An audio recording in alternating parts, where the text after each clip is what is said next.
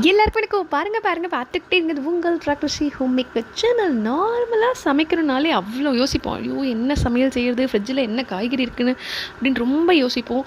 இப்போ பசங்க வேறு லீவில் வீட்டில் இருக்காங்களா, ஸோ அவங்களுக்கு பிடிச்ச மாதிரி செய்யணும். இல்லாட்டி குத்தம் குறை சாம்பாரா, டெய்லி குழம்பா, டெய்லி கூட்டான்னு ஆரம்பிச்சிருவாங்க. அவங்களுக்கு இந்த ரெசிபி பிடிக்குதோ இல்லையோ, ஆனால் பேரை மட்டும் நல்லா டிஃப்ரெண்ட்டாக வெஜ் கீமா ரைஸ்னு பேரை வச்சு அவ்வளோதான் வாய் தொங்க போட்டு அம்மா சூப்பராக இருக்குன்னு சொல்லி சாப்பிட்டாங்க. எப்பவும் போல் சோயா சங்க்ஸை வெந்நீரில் 10 நிமிஷம் ஊற வச்சுட்டு அதனால் ஸ்பீஸ் பண்ணி எடுத்துட்டு இது மாதிரி குறைன்னு அரைச்சிக்கோங்க.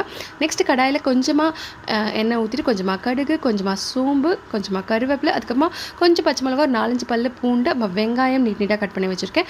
அதையும் போட்டு நல்லா அந்த எண்ணெயிலே வதக்கிக்கோங்க. அதுக்கப்புறமா பார்த்திங்கன்னா தக்காளி சின்ன தக்காளி 2 போட்டேங்க.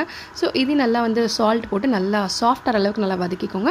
அவ்வளோதாங்க. இதில் காரம் பார்த்திங்கன்னா வீட்டில் அரைச்சிட்ட மிளகாத்தூள், தனி மிளகாத்தூள், கொஞ்சமாக கரம் மசாலா, கொஞ்சமாக மஞ்சத்தூள், கொஞ்சம் ஜீரகத்தூள் இதெல்லாம் போட்டு அந்த எண்ணெயிலே நல்லா வதக்கிட்டு அந்த எண்ணெயிலே நம்ம அந்த அரைச்சிருக்கோம் இல்லையா அந்த சோயா சங்க்ஸ் அதையும் போட்டு நல்லா வதக்கி விட்டு மூடி வச்சுருங்க.